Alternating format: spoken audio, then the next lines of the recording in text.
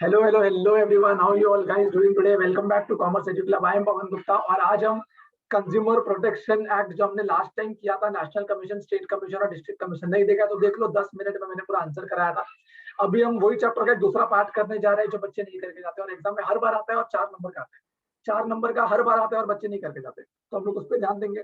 देखो, कंज्यूमर के साथ अगर कुछ भी गलती हो रही है, कंज्यूमर के साथ अगर कुछ भी गलती हो रही है तो कंज्यूमर कहाँ जाता है? हमने लास्ट लेक्चर में पढ़ा, स्टेट कमीशन था, डिस्ट्रिक्ट कमीशन था और नेशनल कमीशन था। कंज्यूमर वहां पे जाता है। तो आज हम क्या पढ़ने वाले हैं, वो तीनों के अलावा और भी बहुत सारी जगह है जहाँ कंज्यूमर जा सकता है। अगर कंज्यूमर के साथ कुछ इनजस्टिस हो रहा है, कुछ गलत हो रहा है, तो कंज्यूमर बहुत सारे जगह पे जा सकता है। आज हम वही पढ़ने वाले हैं, ध्यान से सुनना। तो कंज्यूमर कहाँ कहाँ जा सकता है?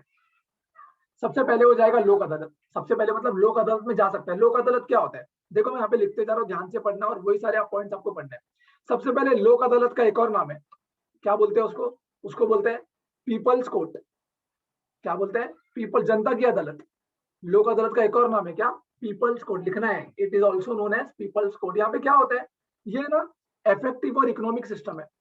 कौन सा सिस्टम है? मतलब इफेक्टिव मतलब काम करता है, बहुत अच्छा काम करता है, और इकोनॉमिकल भी, ज्यादा महंगा नहीं है। आपको अगर कंप्लेन करना है तो इतना ज्यादा उसका वो नहीं है, फीस वगैरह नहीं है, आप जाके कंप्लेन कर सकते हो, इकोनॉमिकल है बहुत। 2 पॉइंट क्या पढ़ा सबसे पहले? जो लोक अदालत है ये पीपल्स का कोर्ट है, जनता का कोर्ट है। दूसरा, इफेक्टिव और इकोनॉमिक सिस्टम है। ये कौन सा सिस्टम है?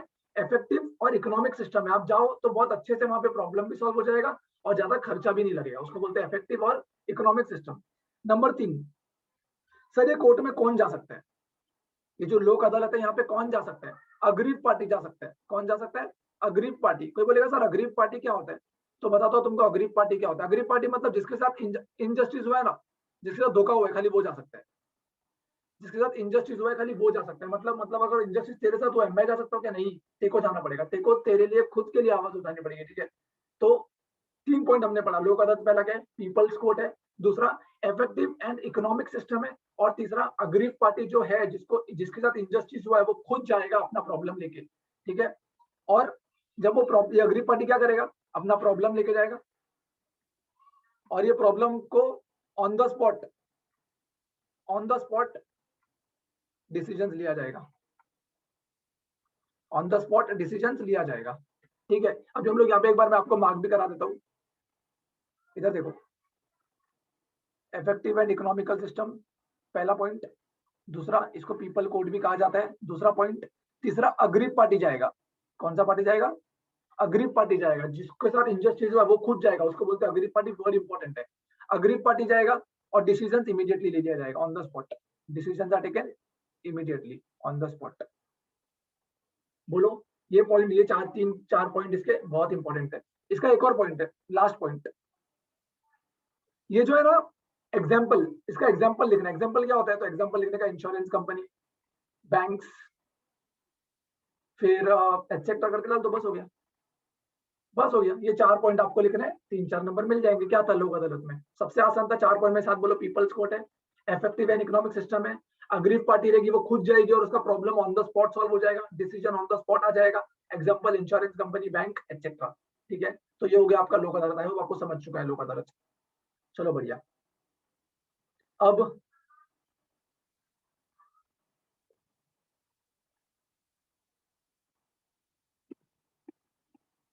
एक सेकंड, इसको मैं पूरे को सेलेक्ट कर लेता हूँ ना।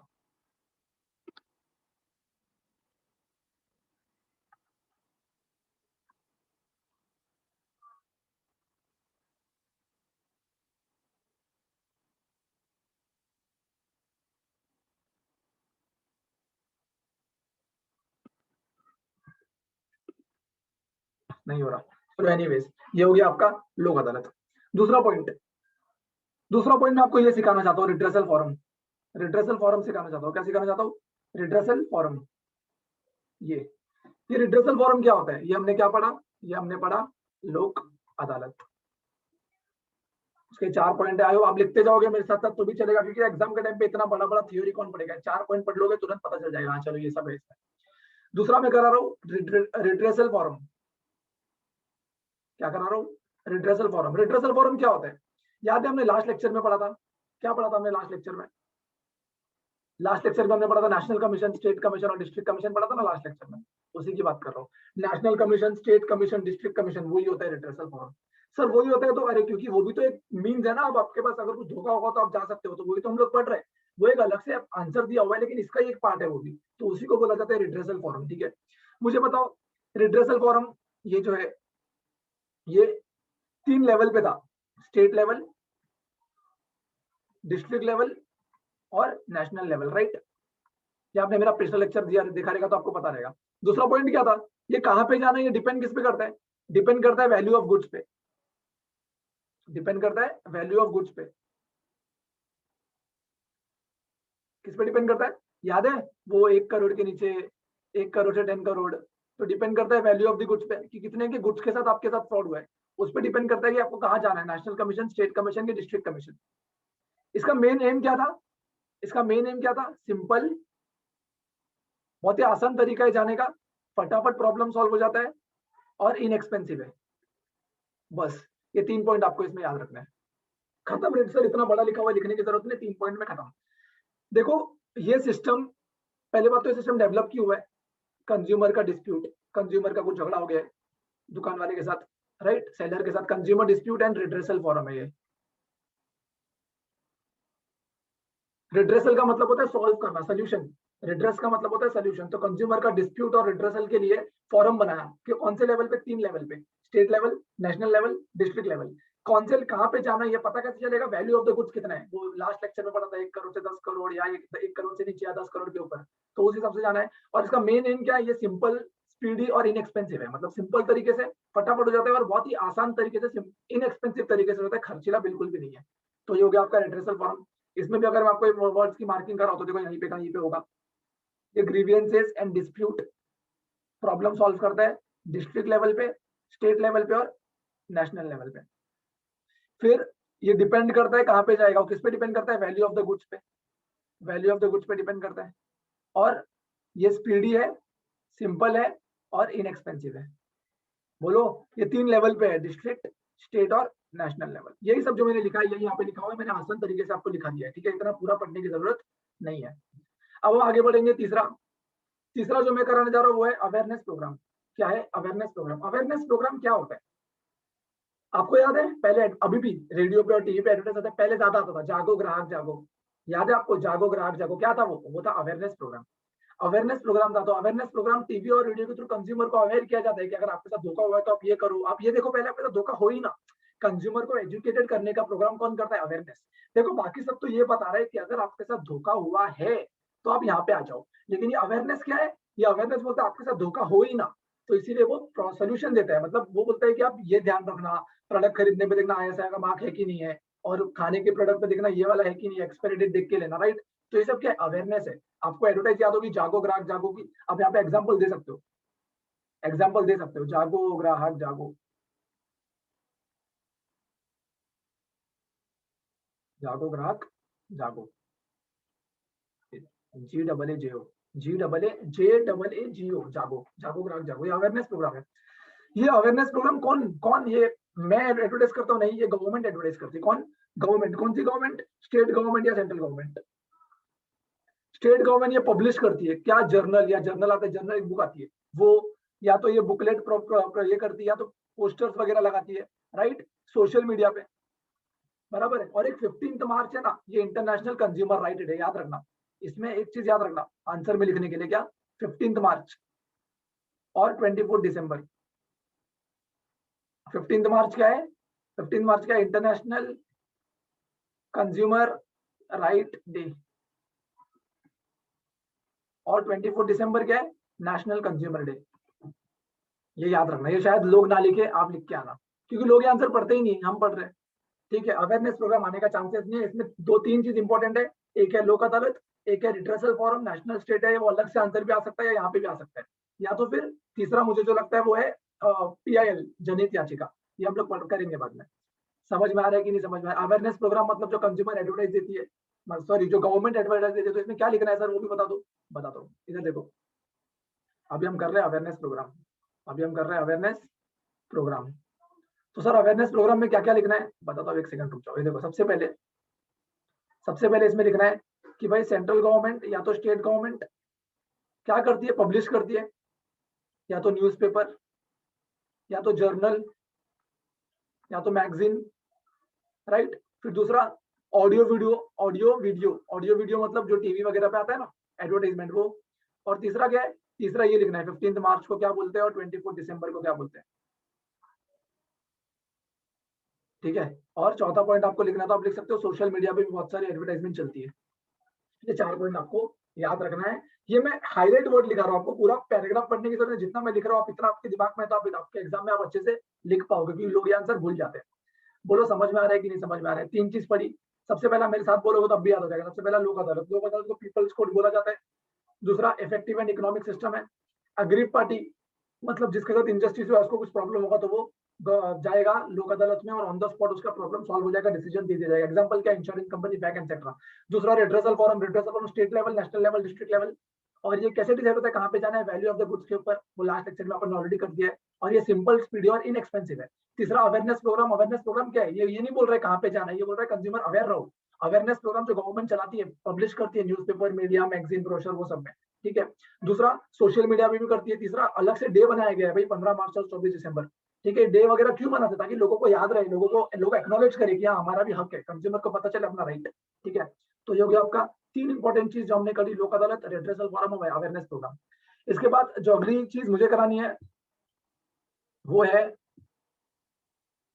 हाँ, वो है लेजिस्लेटिव मेजर्स। वो है लेजिस्लेटिव मेजर्स, ये रहा लेजिस्लेटिव मेजर्स। लेजिस्लेटिव मेजर्स क्या होता है, क्या होता है ये बहुत सारे कानून भी बनाए गए भाई, बहुत सारे कानून बनाए गए जो कंज्यूमर की रक्षा करता है। बहुत सारे कानून, जैसे कि सोगा 1930। सोगा मतलब सेल्स ऑफ गुड्स एक्ट। इसको मैं सोगा नहीं बोल रहा हूँ, पॉपुलरली ये सोगा के नाम से जाना जाता है, आपको नहीं पता होगा इसलिए हंस रहे हो शायद, लेकिन पॉपुलरली ये सोगा के नाम से जाना जाता है, सेल्स ऑफ गुड्स एक्ट 1930। ये सेल्स ऑफ गुड्स एक्ट के कंज्यूमर के हक की बात करता है। ये पूरा एक्ट है, पूरा कानून बनाया गया है। दूसरा इंपॉर्टेंट है इजेंशियल कमोडिटीज एक्ट, सोगा। दूसरा इजेंशियल कमोडिटी एक्ट 1955। सारे याद नहीं रखने, 2-3 याद रखोगे तो भी चलेगा। तीसरा खाने के 2 है, फूड को लेके 2 है, फूड को लेके 2 है। कौन से 2 है, तो एक है food safety and standard, food safety and standard act, और एक है नेशनल फूड सिक्योरिटी एक्ट, और एक है national food security act. Year नहीं याद रखोगे तो भी चलेगा, याद रहेगा तो और अच्छी बात है। 2006 और ये है 2013। बीच में कॉमा डालने का कभी भी, ये देखो बीच में कॉमा डालने का, नाम लिख के कॉमा डाल के फिर ईयर लिखा जाता है। ये लेजिस्लेटिव मेजर है। लेजिस्लेटिव मतलब बहुत सारे लॉ बनाया है कंज्यूमर के सेवा में, बहुत सारे लॉ बनाए, देखो वही लिखा है। A number of law have been enacted in India to safeguard the interest of the consumer. To safeguard, ये वर्ड याद रख लो, सेफगार्ड। ये हर जगह यूज करने का। सेफगार्ड मतलब क्या होता है, प्रोटेक्ट। सेफगार्ड मतलब क्या होता है, प्रोटेक्ट। मतलब कंज्यूमर के इंटरेस्ट को प्रोटेक्ट करने के लिए, मतलब सेफगार्ड। तो सेफगार्ड वर्ड यूज करने का, जहां तुमको लगता है ना कंज्यूमर के इंटरेस्ट को प्रोटेक्ट करना चाहिए, वहां पे वर्ड यूज करने का safeguarding the interest of the consumer, ठीक है। तो सेफगार्ड वर्ड याद रखना है। तो बहुत सारे एक्ट बनाए गए हैं, सोगा, ईसीए, फूड के ऊपर 2 है, सेफ्टी एंड स्टैंडर्ड एक्ट और नेशनल फूड सिक्योरिटी एक्ट, ठीक है। तो इसके साथ साथ आपका लेजिस्लेटिव मेजर भी हो गया है। इसके बाद लास्ट जो मुझे इंपॉर्टेंट लगता है वो है,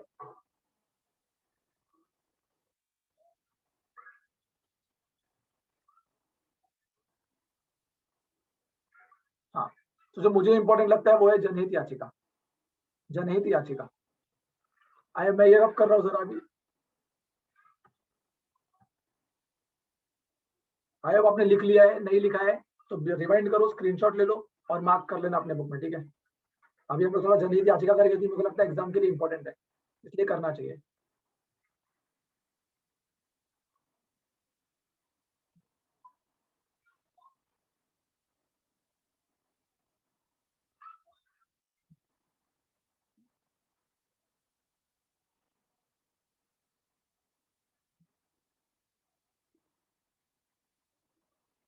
थोड़ा बड़ा है ना, तो इतना रब कर देता हूँ, ठीक है।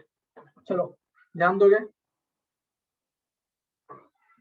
पीआईएल बोलते हैं इसको, public interest litigation. PIL, PIL file होती है कोर्ट में, इसको बोलते हैं पीआईएल। ये पीआईएल कहाँ पे फाइल होती है, हाई कोर्ट या सुप्रीम कोर्ट में। कहाँ पे फाइल होती है, तो पहले यहाँ पे मेरे साथ साथ आप लोग इसको नोट करो, क्योंकि एग्जाम में आएगा और लोग नहीं पढ़ के जाते। लोग लोक अदालत तो पढ़ लेते, पीआईएल नहीं पढ़ के जाते। पीआईएल का एक और नाम है जनहित याचिका, जनहित याचिका। मैं शॉर्ट फॉर्म यूज कर सकता हूँ, तुम लोग को पूरा लिखना है। पहला पॉइंट, ये कहाँ पे फाइल होता है, बोलो कहाँ पे फाइल होता है? हाई कोर्ट, चलो हाई कोर्ट या तो supreme court, directly high court या सुप्रीम कोर्ट में फाइल होता है। ये क्या है? ये एक लीगल एक्शन है, लीगल एक्शन है जो कंज्यूमर ले सकता है। कहाँ पे? इन कोर्ट ऑफ लॉ, मतलब कोर्ट में, कोर्ट में एक लीगल एक्शन ले सकता है। लेकिन ये कौन से मैटर पे? जो मैटर है, जो matter of general public interest है, उसी मैटर पे खाली बस। मतलब जो आम जनता की समस्या है ना, जो आम जनता की समस्या, पब्लिक है, तेरे खुद की प्रॉब्लम पे नहीं, जो जनता की प्रॉब्लम है उसके लिए तेरे को अगर कुछ जाना है तो पीआईएल फाइल कर सकता है। कहाँ पे? हाई कोर्ट या सुप्रीम कोर्ट में। ये एक लीगल एक्शन तू ले रहा है, कहाँ पे? कोर्ट में। लेकिन कौन से कोर्ट में? हाई कोर्ट या सुप्रीम कोर्ट में। कौन से मैटर? मेरे साथ कुछ हो गया तो मैं जाऊंगा, नहीं नहीं, अगर जो जनता की समस्या है ना उसके लेके कुछ प्रॉब्लम है तो ही तू जा सकता है, याद रखना। इसके बाद अगली बात, एक और बात मैं बता दूं, या एक पता है अपने लोग अदालत में जिसके साथ धोखा हुआ है, जिसके साथ इनजस्टिस हुआ है, खाली वही जा सकता है। यहाँ पे ऐसे कुछ भी नहीं है। Party which is not related, जो रिलेटेड भी नहीं है, जिससे कुछ मतलब भी नहीं है, तेरे साथ धोखा हुआ है, मेरे को कुछ मतलब भी नहीं है उससे, लेकिन फिर भी मैं पीआईएल फाइल कर सकता हूँ। पब्लिक इंटरेस्ट लिटिगेशन फाइल की जाती है कोर्ट में, लिखा जाता है पब्लिक इंटरेस्ट लिटिगेशन एक फाइल होती है और फाइल कोर्ट में की जाती है। तो क्या मैं कर सकता हूँ? लोक अदालत में ऐसा नहीं था, जिसके साथ धोखा हुआ वो खुद जाएगा। यहाँ पे मैं रिलेटेड नहीं हूँ तो भी मैं जाके पीआईएल फाइल कर सकता हूँ। ये किसके लिए माना गया, ये क्यों किया है, ये पीआईएल क्यों आया है? तो देखो इसका एम क्या है, ये इंपॉर्टेंट है। इसका एम क्या है? प्रोवाइड लीगल रेमेडी, मतलब एक लीगल एक्शन ले सकता है कोई भी इंसान, किसी के साथ भी धोखा, उसको लग रहा है अरे यार ये गलत हो रहा है तो मैं पीआईएल फाइल कर सकता हूँ। भले वो हो सकता है वो इंसान है ना, वो इंसान कमजोर हो, उसकी ताकत ना हो, लेकिन मुझे लग रहा है मेरी, मैं तो पावरफुल हूँ, मुझे लग रहा है उसके साथ गलत हो रहा है, मैं जाके पीआईएल फाइल कर सकता हूँ। तो ये रेमेडी देता है, किसको रेमेडी देता है पता है? To unrepresented group, unrepresented group of society. बस खत्म, खत्म, इतना ही लिखा है उसमें, ये आपका हो गया। 4 पॉइंट है। हाई कोर्ट सुप्रीम कोर्ट में फाइल होता है, एक लीगल एक्शन है, कहां पे लिया जाता है? कोर्ट में लिया जाता है। कौन से मैटर पे? जनरल पब्लिक इंटरेस्ट के मैटर पे, जो पब्लिक की इंटरेस्ट की बात है उस पे। तीसरा पॉइंट, जो पार्टी रिलेटेड नहीं है क्या वो फाइल कर सकती है? बिल्कुल फाइल कर सकती है। और चौथा पॉइंट, ये अनरिप्रेजेंटेड ग्रुप ऑफ सोसाइटी के लिए है मेन, क्योंकि वो इंसान जो कमजोर है, जिसको कोई रिप्रेजेंट नहीं कर रहा, जिसकी हिम्मत नहीं है कोर्ट में जाने की, तो मैं उनके लिए लड़ूंगा और मैं उनके लिए पीआईएल फाइल करूंगा कोर्ट में। ठीक है, तो ये अनरिप्रेजेंटेड ग्रुप ऑफ सोसाइटी के लिए पीआईएल होता है। आई होप आपको समझ गया है। ये सारी चीजें जो मैंने आज कराई ये बहुत इंपॉर्टेंट है। मैंने ट्राई किया बाजू में लिखने का, मैं चाहता तो टेक्स्ट बुक में सीधा सीधा मार्क करा के 2 मिनट में खत्म करा देता। मैंने ट्राई किया जो बाजू में मैंने पॉइंट लेके आप स्क्रीनशॉट ले लो, आप भी कहीं पे लिख लो, तो आपका ये पूरा आंसर खत्म हो जाएगा जितना मैंने करा है। इसके अलावा इसमें कुछ भी नहीं करना। ठीक है, ये मैंने ज्यादा ही कुछ करा दिया। इसमें इंपॉर्टेंट क्या है? लोक अदालत, पीआईएल और रिड्रेसल फॉरम, ये तीन ही इंपॉर्टेंट है। अपन ने 4-5 कर लिए, तो वो पांचों के पांचों कर लो, बस इतना ही करना है आपको। इसमें 5 नंबर आपके इजीली एग्जाम्स में आ जाएंगे। ठीक है, और एक और आपसे रिक्वेस्ट है, आप इन्फ्लुएंस ना हो, जो एग्जाम नहीं होंगे होंगे, ये जो सोच रहा है, जो डिसीजन मेकिंग अथॉरिटी, उनको सोचने दो क्या सही है क्या गलत है, ये बात की बात है, लेकिन अपने को तो नंबर लाना पड़ेगा ना एग्जाम में। तो इसीलिए पढ़ाई करते रहो। पढ़ाई करने का मन नहीं कर रहा, वातावरण सही नहीं है सर, तो वीडियो तो देख सकते हो, यूट्यूब पे ईयरफोन लगाओ, वीडियोस देखो, मेरे ही नहीं किसी के भी देखो, लेकिन देखते रहो ताकि आप स्टडी से कनेक्टेड रहो।